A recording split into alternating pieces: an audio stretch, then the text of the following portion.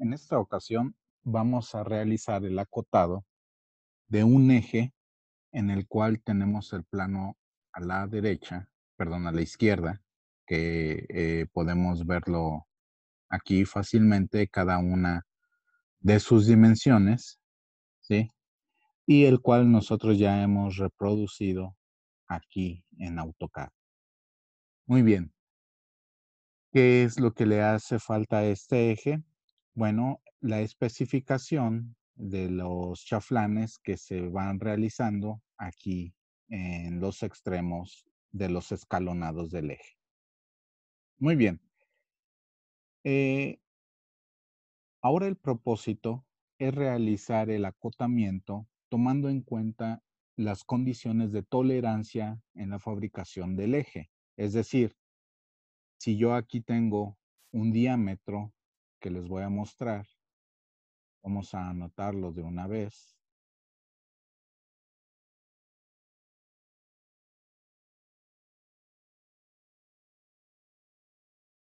En cota vertical. Y entonces yo lo voy a acotar en esta parte. Ahí está. Entonces, para que ya se especifique que esto es un diámetro, le voy a agregar aquí el símbolo de diámetro. Ya estoy acotando aquí una forma, ¿sí? Además de que hay que recordar que la línea de centros no nada más nos especifica la ubicación de la posición de un barreno, sino también que nos describe un elemento de revolución, como lo es el caso de este cilindro que mide 120 milímetros de diámetro. Entonces, ese es uno de los propósitos de la línea de centros, ¿sí? Pero el acotamiento hay que complementarlo con el símbolo de diámetro. Ok, muy bien.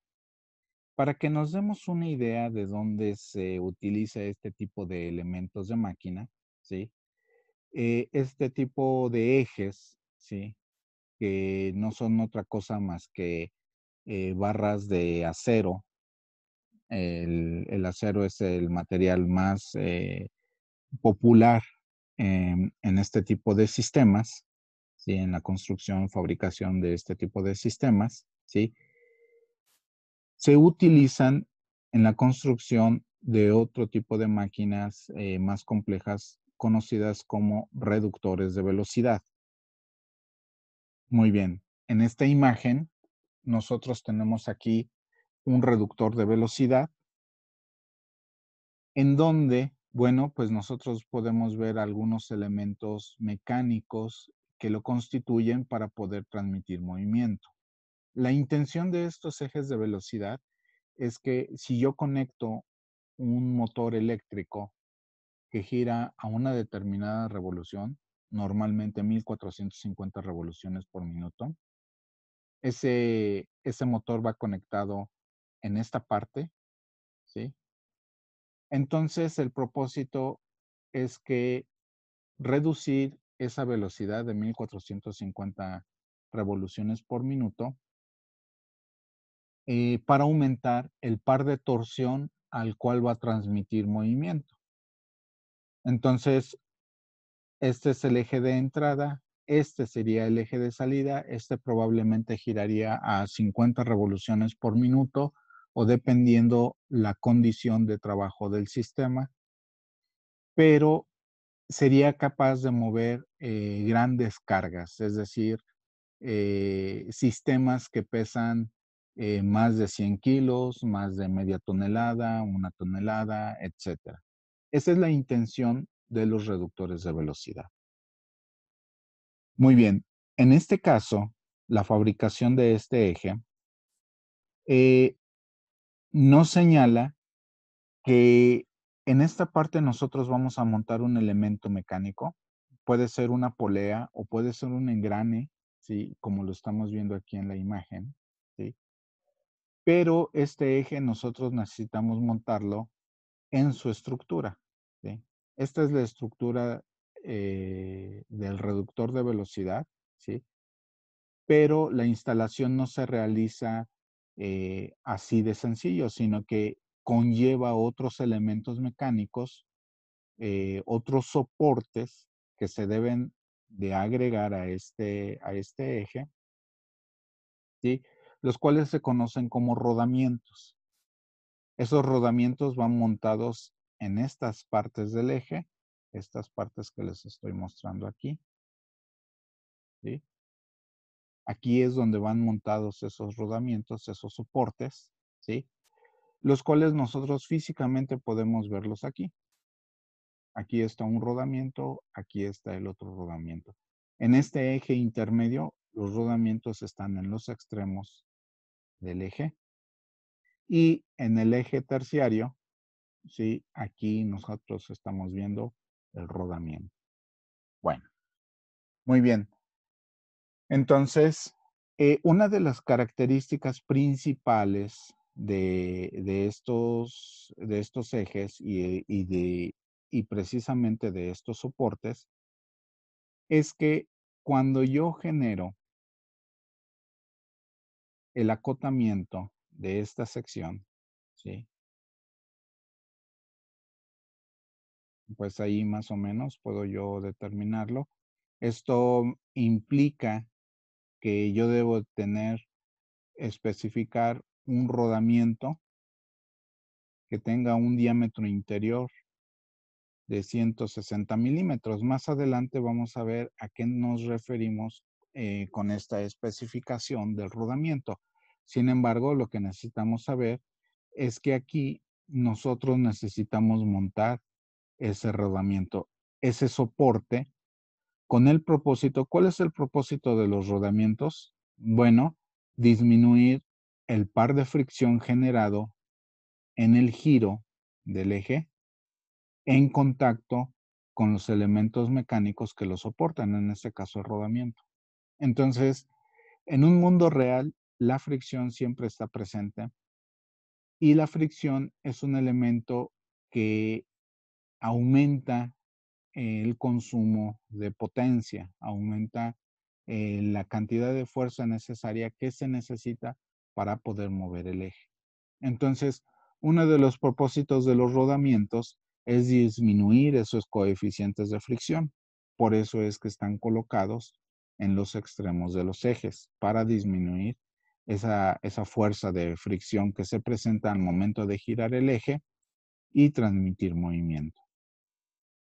Entonces, una de las características en la técnica de construcción de maquinaria es que si yo estoy especificando un diámetro de 160 milímetros, ¿sí? Esto es un valor nominal. Eso quiere decir que es un valor que está en diseño, que se propone, pero para alcanzar este valor es muy difícil debido a que al momento de fabricarlo influyen muchos factores como las propiedades del material, la habilidad del técnico que está fabricando esta pieza, la capacidad de la máquina. Aquí influye mucho si la máquina es nueva, es vieja, eh, y tiene ciertas condiciones de trabajo que no le permiten llegar a este valor. Ahora, cuando se montan los rodamientos, ¿sí? Preferiblemente uno espera que el rodamiento quede montado y al momento de girar el eje, eh, los rodamientos no giren, ¿sí?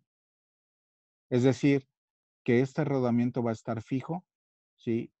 Sin importar si este eje gira a altas o bajas revoluciones. Ahora, ¿qué significa eso? Que si este rodamiento no está bien sujeto tanto a la estructura como al eje, entonces al momento de aplicarle aquí un par de torsión con cierta velocidad, no nada más el eje va a girar, sino que también el rodamiento puede experimentar movimiento dentro de la estructura. Eso no es muy conveniente. O incluso puede que el eje empiece a girar sin girar el rodamiento, produciéndose un punto de fricción entre el rodamiento y el eje. Entonces, eso nos lleva a pensar que el rodamiento lo debemos instalar, o el técnico lo debe de instalar, eh, en un sistema eh, que permita un ajuste, ¿sí? Entonces, yo voy a preferir fabricar este soporte, a pesar de que es una medida nominal, ¿sí? Le voy a dar un exceso de material para que al momento de montar el rodamiento, este empiece a entrar, como dicen coloquialmente, apretado, ¿sí? Cueste trabajo poder instalar el rodamiento, con el propósito de asegurar su posición y entonces que el rodamiento pueda cumplir el trabajo de disminuir la fricción. Muy bien, pero ahora la pregunta sería es, ¿cuánto es el valor que yo le puedo agregar a este valor nominal? Para ello, pues existen las tablas de ajustes donde nos establecen los tipos de ajustes para montar elementos de máquina y dependiendo de su condición, pues nosotros podemos establecer las medidas nominales, las medidas de fabricación con las cuales nosotros podemos fabricar ese eje. Entonces, estas tablas, ¿sí?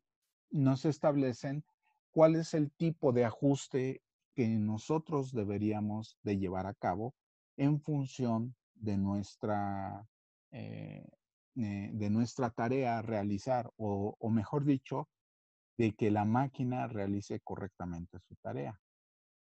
Entonces, eh, más adelante, o como ya hemos visto, que un agujero, ¿sí? Designación H6, es un ajuste de precisión que se utiliza mucho en la fabricación de máquinas herramienta, máquinas de transmisión de potencia. Bajo este concepto del agujero H6, ¿sí? Entonces va a existir su eje montado. Aquí es donde nosotros vamos a montar ese eje y entonces, dependiendo de la condición de trabajo de ese eje, ¿sí? Es como nosotros vamos a definir si el ajuste va a ser forzado, de arrastre, de adherencia, entrada suave, deslizamiento o de juego libre. Si nuestro sistema es un sistema que no requiere mucha precisión, ¿sí? En lo que es la colocación de los elementos de máquina, puede ser que para nosotros el uso de las especificaciones H5 y G5 para la fabricación del eje, ¿sí? Recuerden que las letras minúsculas se utilizan para especificar la condición de tolerancia del eje, mientras que el valor numérico se utiliza para especificar la calidad del eje. Las letras mayúsculas se utilizan para especificar la tolerancia del agujero. Entonces, volviendo a las características del montaje, lo que es deslizamiento y juego libre, estos montajes se pueden realizar con la mano. El montaje y desmontaje del elemento de máquina yo lo puedo realizar sin ningún problema con la mano, lo puedo extraer con la mano. Mientras que el juego de entrada suave se realiza con impacto de martillo de goma, ¿sí? Entonces ahí el desmontaje es necesario utilizar un extractor de elementos mecánicos, ¿sí? Pero la instalación se puede realizar con un martillo de goma. En lo que se refiere al montaje de adherencia, este es necesario realizarlo con impacto de martillo pesado. Eso ya estamos hablando de un de un elemento que tenemos que montar con martillo, y de preferencia el elemento que vamos a montar hay que calentarlo para poder instalarlo en el eje y no causarle daño. En lo que se refiere al ajuste forzado y de arrastre, en este caso ya se necesita una prensa hidráulica para poder instalarlo, para poder realizar la instalación, además de calentar el elemento que se va a montar en el sistema. Entonces, todas estas especificaciones que vemos aquí, nosotros podemos consultarlas con las tablas que tenemos en esta parte. Dado que nosotros nos estamos refiriendo a un agujero, al sistema de agujero único, es decir, este sistema de agujero único se refiere a los alojamientos que tiene la máquina, los alojamientos que de por sí ya son parte de la máquina que no podemos modificar, mientras que el eje, ¿sí? Es la modificación eh, que se genera cuando necesitamos realizar una reparación, ¿sí? Entonces, aquí nos establece cuáles son la cantidad de material, las dimensiones que yo puedo generar en el material, ¿sí? Para garantizar el montaje, ¿sí? Entonces, si el eje, en este caso, el agujero, ¿sí? Mide más de 160 a 180 milímetros, ¿sí? Como lo establece aquí nuestro plano. Aquí es preferible siempre tomar 160 a 179. Porque se podría preguntar, bueno, ¿y cuál es la medida que yo voy a utilizar? 140 a 159, 160 a 179, para evitar que haya transiciones entre una medida y otra. Entonces, en este caso, el agujero debe de tener un exceso de material, un exceso de dimensión de máximo 25 milésimas de milímetro. Y debe de estar especificado en el valor mínimo como 160. Es decir, yo le voy a sumar al valor nominal estas dos dimensiones para obtener los límites máximos, mínimos. El límite mínimo para este eje de 160 es precisamente 160, mientras que el límite máximo sería 160.025. Muy bien. Eso es respecto al agujero. Ahora, respecto al eje, volviendo a nuestra tabla de especificación. Si nosotros queremos garantizar el montaje del sistema, que no se mueva, que no tenga movimiento al momento de estar trabajando, entonces podemos proponer un montaje K5 en combinación con un agujero H6. Muy bien. K5 nos establece, remitiéndonos a lo que es el valor del diámetro del eje, ¿sí? Nos establece que el eje debe tener un exceso de dimensión de 0.003 y un exceso como límite, y un exceso de 0.021 como límite, este es el límite mínimo, límite máximo de dimensión. Ok. Entonces, en base a eso, ¿sí? ¿Cómo lo especificamos aquí en nuestra dimensión? Le damos doble clic a la dimensión, ¿sí? Bueno, vamos a maximizarlo para poder ver sin ningún problema. Entonces, ahora sí le damos doble clic para maximizarlo. Y entonces, aquí en lo que es ajuste, ¿sí? En este diagrama que estamos viendo aquí, bueno, pues es la manera en cómo yo puedo ver el ajuste que le voy a agregar al eje. Vean ustedes, ya de entrada, aquí me está reconociendo que la letra minúscula es un eje, que es lo que estoy especificando, ¿sí? Y entonces, yo puedo aquí seleccionar eh, cómo, cómo utilizarlo, ¿no? Veamos, ¿sí? Entonces, aquí al seleccionar H7 y entonces al ver, yo necesito saber cuáles son las especificaciones que puedo manejar, entonces le doy clic en el cuadro de ajuste, el cuadro de diálogo, perdón, y entonces aquí yo voy a buscar el factor K y posteriormente el factor K5.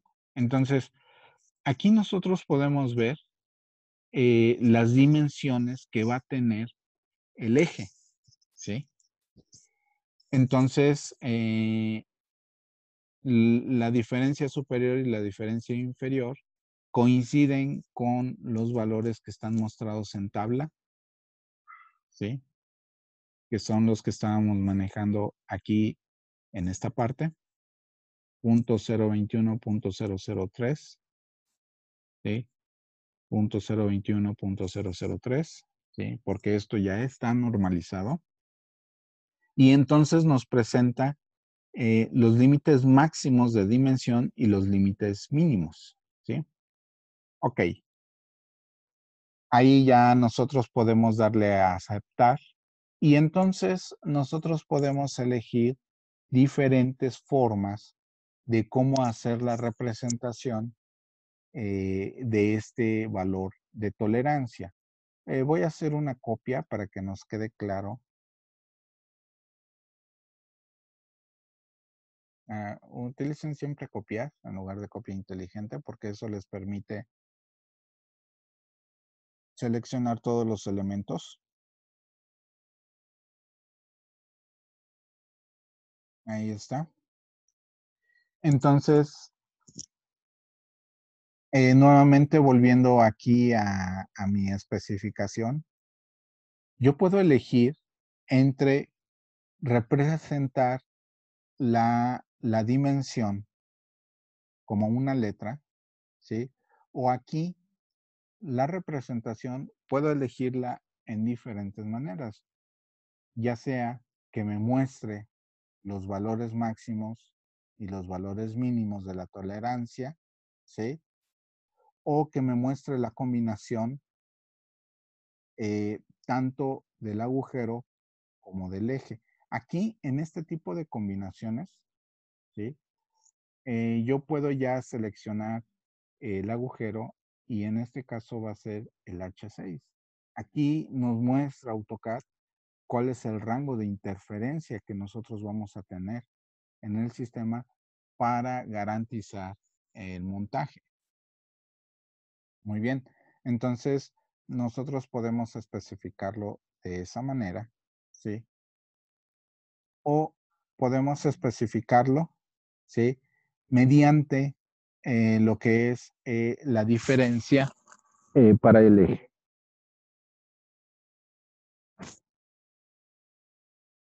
Para el agujero, ¿sí?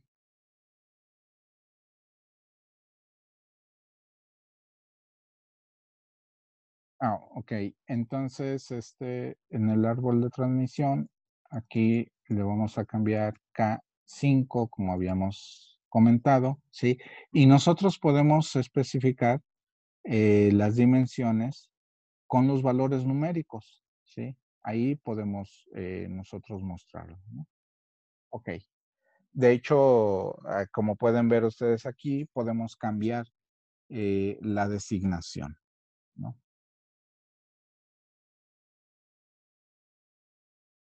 Podemos tener varias maneras de cómo presentar nuestras tolerancias dimensionales. Recuerden ustedes que estas son tolerancias dimensionales. Ahora, este es el soporte de un rodamiento.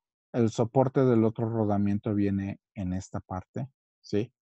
Y entonces lo que nosotros podemos hacer es especificar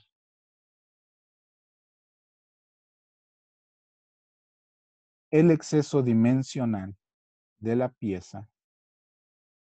Vamos a colocarla aquí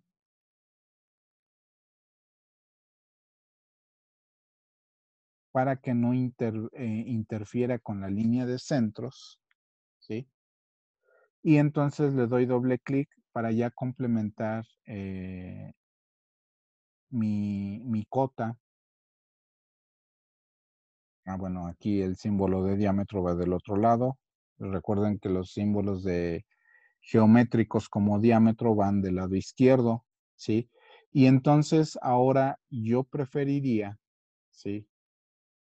Especificar el ajuste como una tolerancia, ¿sí? Entonces, yo aquí selecciono tolerancia y voy a escribir exactamente lo que tengo yo aquí en esta parte. El superior va a ser más 0.021 y el inferior va a ser 0.003.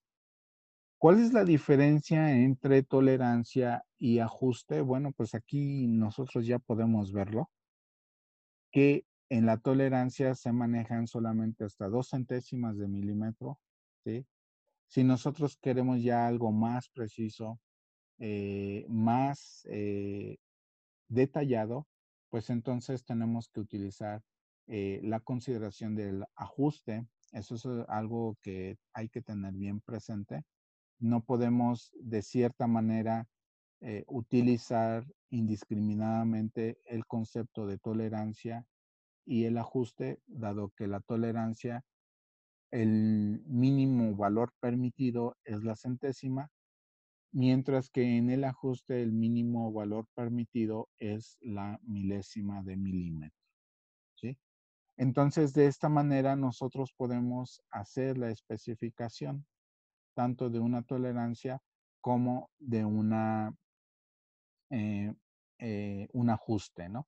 Y de igual manera nosotros podemos ver la representación de cada uno de los elementos geométricos, perdón, de cada uno de los elementos eh, numéricos de la tolerancia, al igual que el ajuste, ¿sí? ¿Qué falta aquí? Bueno, pues falta especificar, falta darle la especificación a lo que es eh,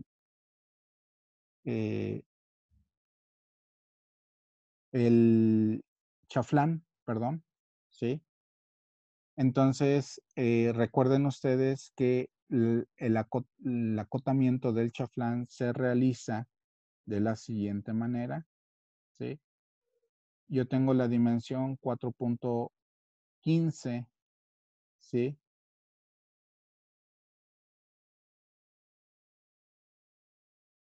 Voy a dar doble clic para que me muestre nuevamente aquí. Le voy a dar espacio y le voy a dar el signo por, ¿sí?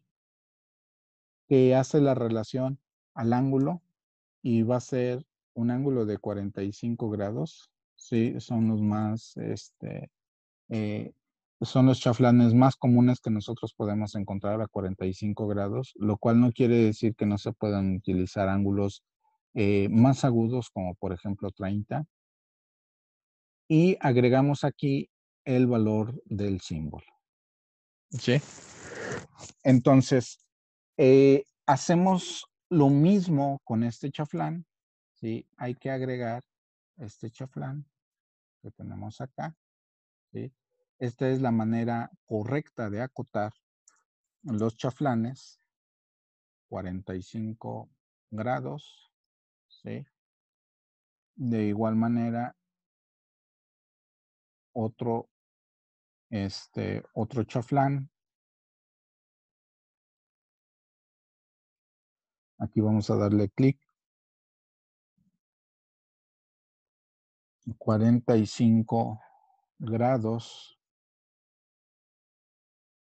Y vamos a movernos al otro extremo en donde tenemos otro chaflán, ¿no? Entonces, aquí donde nosotros tenemos otro chaflán, vamos a especificar su dimensión a 45 grados, sí, y aquí también. Yo me tengo que salir para poder eh, hacer la modificación de la cota, eso es. Y ahora faltaría acotar esta parte de aquí, ¿sí? Esta parte de aquí no está bien dibujada. De hecho, esto es una cintura que se les hace a los ejes para permitir el montaje de las piezas, ¿sí? Por lo mismo no está bien fabricada porque está terminada en, eh, en un vértice agudo, debe de estar redondeado, porque esto nos genera a nosotros una concentración de esfuerzos. Por aquí puede iniciar la fractura del eje. Entonces, aquí lo que se debe de hacer es redondear esta parte. ¿Cómo le hacemos? Sí, vean ustedes, este redondeo tiene este valor. Lo voy a acotar. Este también se acota, ¿sí? Es de 4.15, ¿sí? Entonces el redondeo también tiene ese valor, ¿sí? Lo voy a hacer de la siguiente manera. Voy a dibujar primero este círculo y después lo voy a desplazar, ¿sí? A este punto. Voy a copiarlo.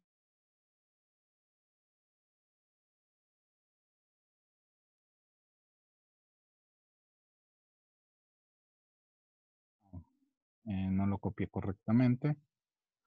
Entonces, lo voy a copiar aquí así para que de una vez colocarlo en esta parte. Ahora, ¿cómo lo voy a arreglar? Vean, elimino esta línea, ¿sí? Y voy a generar este, esta forma. Esta es la forma correcta de dibujar las cinturas de los ejes para evitar concentración de esfuerzos. Y está bien especificado y esta es la nota que debe de tener el, el eje, la acotación que debe de tener la cintura del eje. Entonces, de esta manera es como nosotros podemos mostrar tanto el ajuste en estas dos maneras o la tolerancia.